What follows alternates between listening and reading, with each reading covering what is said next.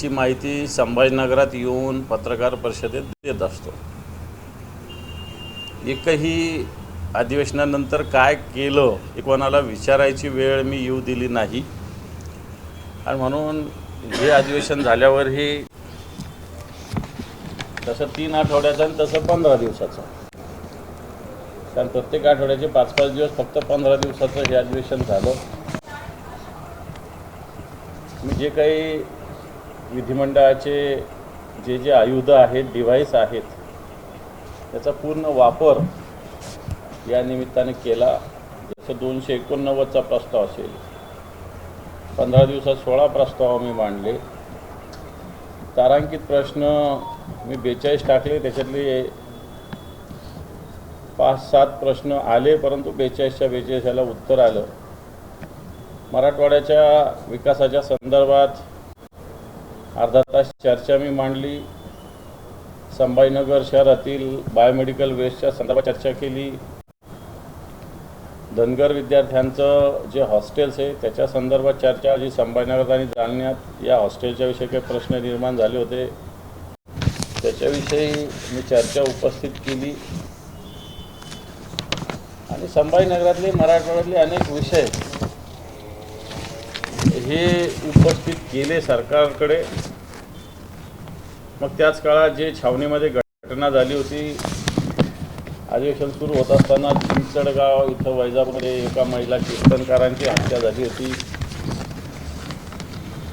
संभाजीनगर महापालिकेचे काही विषय असे सगळे घेऊन मला वाटतं या अधिवेशनात मुद्दे मांडले। आडगाव जे आहे पॉवर ग्रीड आपल्याकडे झालेला आहे पिंपरीजवळ, इथून अजून ह्या पॉवर ग्रीडच्या जे बाधित लोक आहे यांचा प्रश्न अजूनही बऱ्याच याच्यातला शिल्लक आहे। संभाजीनगर जिल्ह्यातील धानोरा, लासू स्टेशन येथील भ्रष्टाचार होता, जलजीवन मिशनचे काही विषय होते। त्याचप्रमाणे ट्रान्सपोर्ट नगर जे आपल्याकडं व्हायचं आहे वाळूजला त्याच्याविषयी, त्याचप्रमाणे जलवाहिनीच्या बाबत आणि जे BNCचं PWDचं काम आहे रस्त्याचं त्याच्या संदर्भात सुद्धा प्रश्न उपस्थित केले।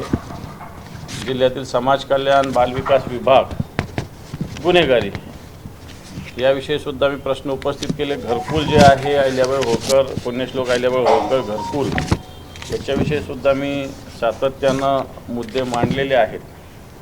आणि म्हणून जेवढं शक्य आहे तेवढे मुद्दे संभाजीनगरचे, कारण शेवटी राज्याचा विरोधी पक्षनेता असताना मला या संभाजीनगरचे मुद्दे तर मांडावे लागतील, परंतु राज्याचे जे महत्त्वाचे विषय आहे आणि त्याच्याही मग शेतकऱ्यांचे विषय असेल, कायदा सुव्यवस्थेचा विषय असेल, राज्यातील उद्योगाचा विषय असेल, शिक्षणातील झालेले भ्रष्टाचार असेल, मग हिंदी सक्तीचं असेल, शक्तीपीठ मार्गाचा विषय, 11वी प्रवेश अजूनही झालेली नाही पूर्ण, पोलीस बांधवांचे अनेक विषय या अधिवेशनात मी मांडण्याचा पूर्णपणे प्रयत्न केला। सरकारने काही प्रश्नाला सकारात्मक तर काही प्रश्नाला सरकारच्या नेहमीच्या पद्धतीनं नुसतं थातूर मातूर अशा पद्धतीनं मुद्दे मांडले। जालन्याचं जे शेतकऱ्यांचं आंदोलन चालू आहे मागच्या 70-80 दिवसानं, 80-85 दिवसापासून, तो नांदेड जालना कनेक्टिंग मार्ग समृद्धी मार्गाला होतोय, त्याचा भूसंपादन आणि त्याच्यातून निर्माण झालेले प्रश्न असे विषय मला असं वाटतं मांडण्याचा प्रयत्न केला। मराठवाड्याच्या विषयाचा जर उल्लेख केला तो हिंगोलीचे असतील, नांदेडचे असतील, हिंगोलीचा हळद संशोधन केंद्राचा मुद्दा, बीड गेवराईमधले काही मुद्दे होते, धाराशिवचे काही मुद्दे, लातूरचे काही मुद्दे, सगळ्या मराठवाड्याला स्पर्श करण्याचा या अधिवेशनाच्या निमित्ताने मी प्रयत्न केला। तुम्ही हे सगळं काम करत असताना मंत्रिमंडळातील एक मंत्री देखील शेतकऱ्याच्या आत्महत्या सुरू होत्या, तो मंत्री रमी खेळण्यामध्ये गुंग होते, काय सांगाल असं वाटतं? खरं तर शेतकऱ्यांचे विषय आत्ताच्या घडीला दुबार पेरणीचं संकट शेतकऱ्यांसमोर आहे। काही ठिकाणी बोगस बियाणे शेतकऱ्यांना दिले गेले। मोठ्या प्रमाणावर अवकाळी पाऊस, जवळपास 97,000 हेक्टर जमिनीवर अवकाळी पावसाचं नुकसान झालं। असं असताना राज्याचे कृषी मंत्री सभागृहात रमी खेळण्यात गुंतलेले आहेत अशा पद्धतीची माहिती समोर आलेली आहे एका व्हिडिओच्या माध्यमातून. आता रम्मी खेळायची असेल मंत्र्याला तर त्यांचं घरदार सगळं आहे, परंतु सभागृहात रम्मी खेळणं, शेतकऱ्यांच्या प्रश्नाकडे दुर्लक्ष करणं, किती असंवेदनशीलता ही आहे राज्य सरकारची हे स्पष्ट होत आहे. कारण हेच मंत्री जो विमा आहे पीक विमा याची 4 ट्रिगरच्या ऐवजी 1 ट्रिगर केलं, त्याच्यावर आम्ही सातत्यानं आवाज उठवला, परंतु या 1 ट्रिगरचं ते समर्थन करतायत. आणि म्हणून अशा पद्धतीनं मंत्री सभागृहात रम्मी खेळतात मोबाईलवर. मला वाटतं ह्याच्यासारखी असंवेदनशीलता सरकारची कुठंच नाही.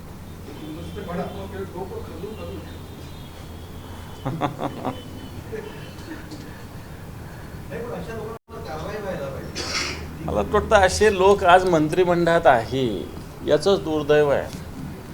बरं, पहिली घटना नाही आहे यांची.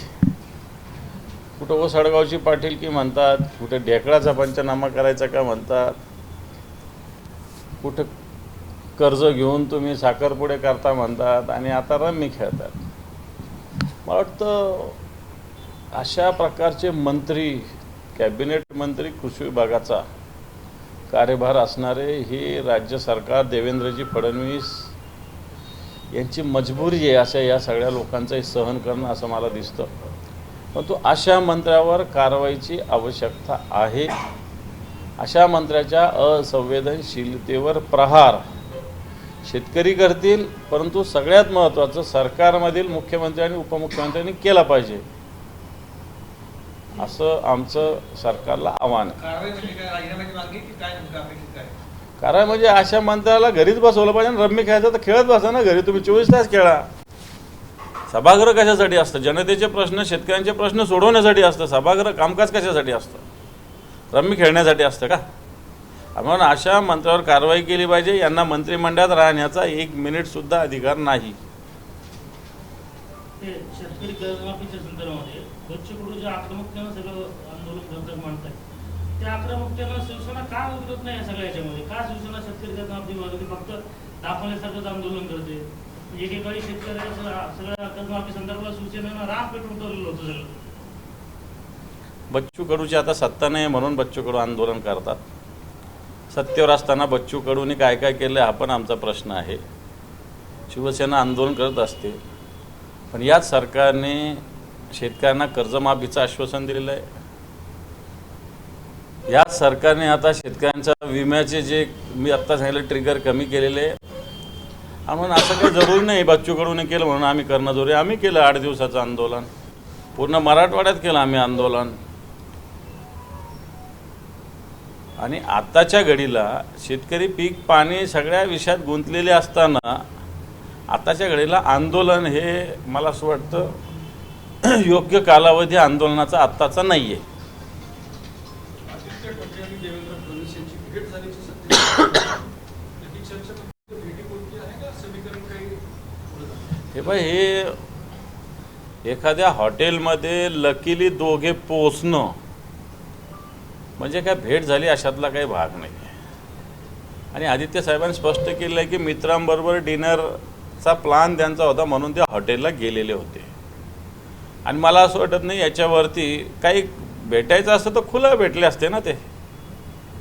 आता अधिवेशनाच्या दरम्यान उद्धवजी ठाकरे साहेब भेटले नाही का देवेंद्र फडणवीस? अजून भेटायचं तर खुलं वेळ घेऊन त्यांच्या बंगल्यावर जाऊन भेटता येईल. मग त्याला असं संदिग्ध भेटण्याची गरज काही नाही ना आदित्य साहेबांना. तसं ते ठाकरे ते असं करणार पण नाही. भेटायचं तर डायरेक्ट भेटतील, त्याला काय प्रॉब्लेम. याच भेटीवर प्रताप सरनाईक म्हणतात की आदित्य ठाकरे हे संधी साधू आहेत. ज्यावेळेस महायुतीची गरज होती त्यावेळेस भेटले नाहीत, फडणवीसांचे कॉल उचलले नाहीत आणि फडणवीसांना माहिती आहे की संधी साधू आहेत. आता वेगवेगळ्या कामानिमित्त त्याला मला असं वाटतं संत असलेले प्रताप सरनाईक ज्यांची ईडीची इन्क्वायरी असताना सत्तेसाठी ज्यांनी गद्दारी केली त्यांनी संधी साधूपणावर बोलू नये एवढं सांगता येईल. तुमच्या विरोध संभाषणाच्या भाषणामध्ये देवेंद्र फडणवीस पासून सगळे बऱ्याच जणांनी कौतुक केलं. औरंगाबादच्या काही नेतेबाबत विधान भवनामध्ये अशा पद्धतीनं कौतुक होण्याची पहिलीच वेळ दिसते सगळी. काय आता पुढची जी रणनीती असणार आहे, विधान परिषदेची परत निवडणूक लढवणार आहात, काय करणार आहात, लोकसभेसाठीची परत हे करणार? हे पहा, शेवटी मी संघटनेचा सैनिक आहे आणि या सैनिकांनी काय करावं, ठीक आहे, मी माझ्या मनाने ठरवत जरी असलो तरी शेवटी त्याला दिशा देण्याचा अधिकार हा पक्षप्रमुखांचा असतो. आणि म्हणून मी सैनिक असल्यामुळं पक्षप्रमुख ज्या पद्धतीनं निर्देश देतील, दिशा देतील, त्या पद्धतीनं मी काम करेल, करत आलेलो आणि करेल. आणि याच्यात आता काय हे आता मी संघटनेचा विभागीय नेता आहे, पूर्ण माझ्याकडं पूर्ण मराठवाड्याची जबाबदारी आहे, कामाला कमी नाही आहे. हां, निवडणुकीच्या मार्गाने जाईल ना, जी निवडणूक होईल ती लढेल आणि जाईल. त्यांचं म्हणणं आहे की स्थानिक स्वराज्यावर लढवणार की नाही? लढवेल ना, का नाही लढवणार? माझा मतदारसंघ तो मी लढेल, त्याला काय प्रॉब्लेम आहे मला लढायला? मतदारसंघाचं गणित कसं जुळवणार मग काय? मागच्या जुळवलं तसं पुन्हा जुळू, त्याला काय प्रॉब्लेम नाही. फडणवीसांनी उद्धव ठाकरेंना हाऊसमध्ये दिलेली अप्रत्यक्ष ऑफर, त्यानंतर उद्धव ठाकरे आणि फडणवीस यांची भेट, त्यानंतर तुम्ही म्हणता संदीप तसं काही नाही, मात्र सीएम आणि आदित्य ठाकरे एकाच हॉटेलमध्ये पोहोचणं, या तिन्ही घटना जरी वेगवेगळ्या असल्या तरी एकमेकांना पूरक आहेत असं बोललं जातं. काही सुरू आहे का तुमचं? हे पहा, मी सांगितलं की उद्धवजी विधान भवनात मुख्यमंत्र्यांना खुल्या पद्धतीनं भेटले, कोणत्या विषयावर भेटले हे त्यांनी स्पष्ट केलेले आहे. आणि कोणाला भेटू नये असा काही नियम नाही, असा काही दंडक नाही. समन्वय साधणं ठीक आहे, एकमेकाच्या विरोधात असलं तरी एकमेकांशी आम्ही दुश्मन थोडी आहे, विरोधक आहोत आम्ही एकमेकांचे, दुश्मनी थोडी, आमची तोंडच बघायचं नाही असं थोडी आहे. विचाराची लढाई चालू राहील. त्याच्यामुळे असं भेटणं याला फार आपण वेगळं समजण्याची गरज आहे असं मला तरी वाटत नाही. वेगळं समज नाही, पण विचारांच्या लढाईसोबत जुळण्याचं गणित सुरू आहे का? असं काही मला तरी दिसत नाही. उद्धव ठाकरे त्यांच्या मुलाखतीमध्ये एक बाब स्वीकारली की परवामागं शेवटपर्यंत जी खेचाखेची झाली विधानसभा निवडणुकीमध्ये, हा मतदारसंघ मला, तो मतदारसंघ मला, त्याच्यामुळे वेळ लागला गेला सगळा. तर महापालिकेमध्ये आता ही खेचाखेच चालणार आहे की वेगळा निर्णय होणार? पण महापालिका आणि विधानसभेत फरक आहे. विधानसभेत सगळ्यात आधी जागा वाटप होतं, जागा वाटपानंतर उमेदवार ठरवावे लागतात, उमेदवारानंतर प्रचार करावा लागतो. प्रचाराला काही काही विधानसभा मतदारसंघ ग्रामीण भागातले फिरायला महिनाही पुरत नाही. आणि म्हणून जर लवकर उमेदवारी ठरलेली असली तर मला असं वाटतं जास्तीत जास्त वेळ आपण जनतेशी संपर्क साधू शकतो, प्रचार करू शकतो. ते विधानसभेत काही ठिकाणी होऊ शकलं नाही, ही भावना माननीय उद्धवजी ठाकरे साहेबांनी व्यक्त केली. महापालिकेचे वॉर्ड छोटेसे असतात, फिरायला 2 दिवस लागतात फार झालं तर. केशव उपाध्याय एक विधान शेवटच्या आहे. 2 दिवसापर्यंत चालणार का आता? आघाडी करायची की नाही? वाटतं तुम्हाला इलेक्शनचा टाइम टेबल माहिती नसतो. 3 आठवडे आधी सगळी प्रोसेस असते. लोकसभा लढवण्यासाठी तुम्हाला भाजप आणि शिंदे गटांच्याकडून ऑफर आल्या होत्या का? कशा ऑफर आल्या होत्या काय? हे मी एकदा काल सांगितलेलं आहे आणि तो विषयाला आता काही अर्थ नाही आहे, संपला, आता वर्ष निघून गेलं त्याला. सांगितलं मी काल, खुलं सांगितलं, आल्या होत्या, सांगितलं सगळं काल सांगितलं मी. काल डिटेल सांगितलेलं आहे, रिपीट नको. आता तो विषय संपून गेलेला आहे, आता नवीन विषय. एका विषयाबद्दल उत्सुकता आहे. आणि तिथे बोलताना असं म्हणाले की तुम्ही शिवसेना एकत्र आलं तर आनंदच होईल मला, पण तुला वाटते हे थोडं भावनिक होतं, याबद्दलच सांगावा. नाही, भावनिक असं मी त्या दिवशी सभागृहात सुद्धा उद्धवजी ठाकरे साहेब असताना बोललो होतो की मनाला वेदना होतातच ना. सगळे एकमेकाशी जोडलेले, रक्ताशी नात्यानं जोडल्यासारखे असणारे लोक एकमेकांच्या विरोधात गेले तर याच्या मनाला वेदना होत असतात. त्या वेदना मी परवा सभागृहातही आणि काल एका चॅनलला बोलताना त्याही मी व्यक्त केलेल्या आहे. तुम्ही ओलावा दाखवताय, तिकडे शिंदे मात्र उद्धव ठाकरे आले की दूर पडून जातात. दूर पळणं किंवा जवळ येणं हा भाग वेगळा आहे. पण एक त्यांच्याही मनाला तर काही ना काही वाटत असेलच ना, वाटतंच. त्याला काय नाही वाटत असं करू ताबडतोब समजतं ना, कारण तेही शेवटी संघटनेचं काम करत होते. तर लोकसभेला स्ट्रॉंगली ऑफर कुणाची होती भाजपची? अरे झालेल्या विषयाला काही अर्थ नाही ना. बरं, आले पुन्हा तुमच्याकडे मग गद्दार शब्द राहील की नाही राहील? म्हणजे बोलले गद्दार म्हणला की थांबवा. कोणाला? समजा ते तुम्ही वाटलं दोन्ही जवळ यायला पाहिजे, ते गद्दार राहतील की नाही नंतर समजा तुमच्या एका केस मिळाले? हे पहा, छत्रपती शिवरायांनी नेताजी पालकरांना सुद्धा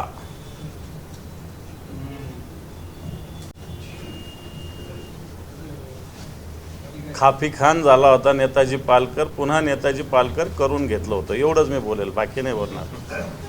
शुद्धीकरण करून घ्यायचं. शुद्धीकरण करून घ्या म्हणजे थोडक्यात. मी आता एवढंच सांगितलं, बाकी काही बोलत नाही मी. गंगापूरचे आमदार जे प्रशांत भाऊ त्यांनी मनपा आयुक्तावर प्रचंड मोठ्या प्रमाणात आरोप केले. जवळपास 29 मिनिटं सगळं भ्रष्टाचाराचा आरोप केले. तुमचं काय नेमकं म्हणणं या सगळ्या प्रकरणात? मी नाही ऐकलं काय आरोप केले, मी नाही ऐकले कधी. 29 मिनिटं मला नाही माहिती काय. विरोधी पक्ष बोलायला पण तयार नाही या सगळ्या प्रकरणात. काय पण आम्ही आमची भूमिका मांडली कमिशनरांच्या विषयी. कमिशनरांनी जे काय 67(3)(c) वापर केला तो चुकीचा केलेला आहे. कमिशनर मनमानी करतात या महापालिकेत, ठेकेदारांना मदत करतात, राजकीय हेतूनं काम करतात. स्पष्टपणे सांगतो मी, त्याला काय कमिशनरला घाबरायचं आहे?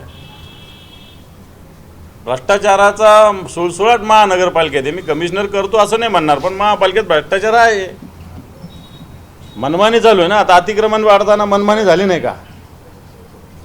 तर कुठं आम्ही त्यांची बाजू घेतो? 67(3)(c)चा वापर काय घरातले कामं करण्यासाठी? आम्ही काय महापालिका माहीत नाही का आम्हाला? 25-30 वर्षांनी आम्ही महानगरपालिका बघतो, 30-35 वर्षांनी. तेव्हा 67(3)(c) कुठं वापरतात आम्हाला माहिती आहे.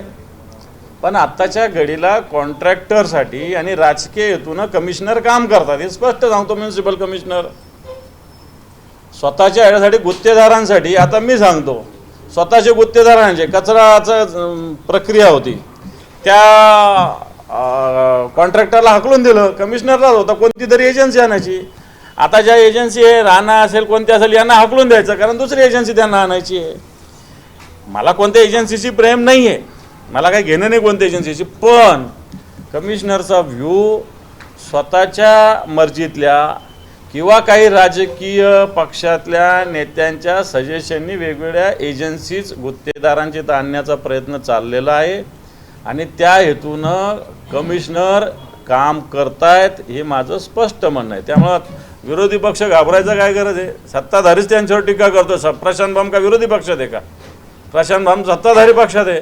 तो परिणय फुके आमदार भारतीय जनता पार्टीचा आहे, त्यांनी टीका केली तर कोणत्या टेबलवर किती टक्के घेतले जातात म्हणून.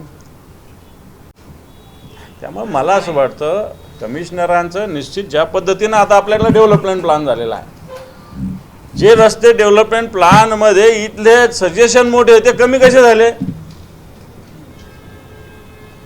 तुम्ही इकडे मोठे रस्ते करायचे म्हणता, करा, पण इथल्या डीपी प्लॅन मधून मोठे गेले ते छोटे होऊन कसे येतात?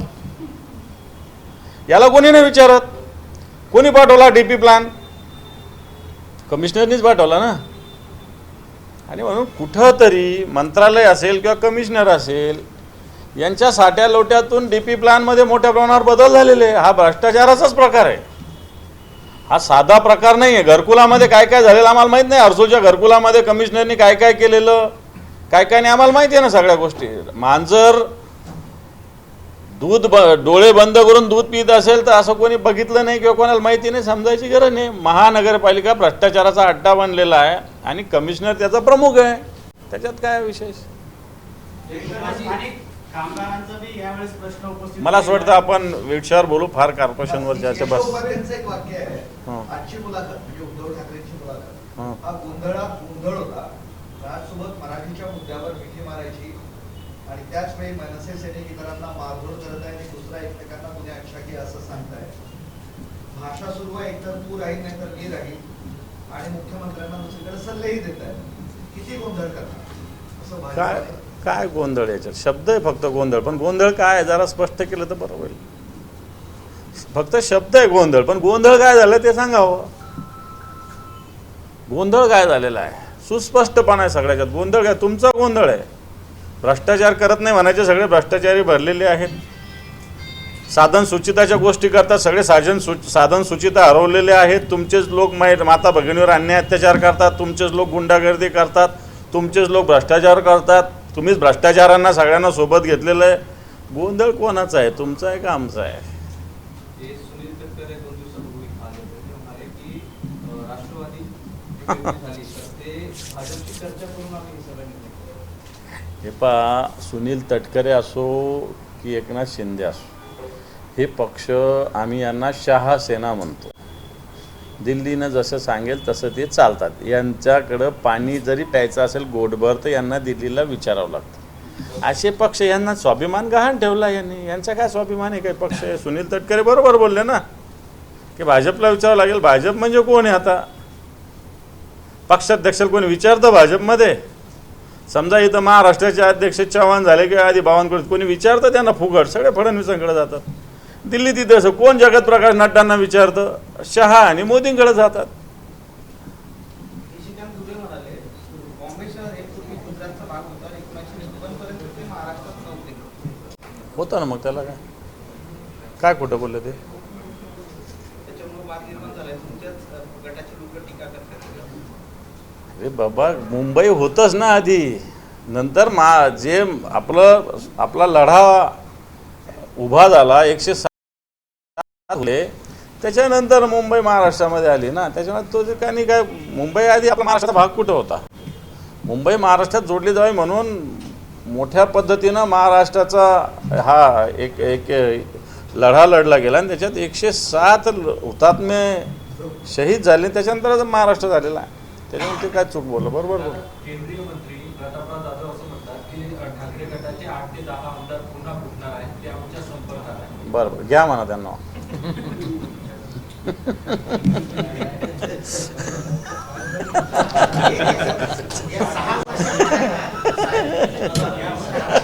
बरोबर की नाही?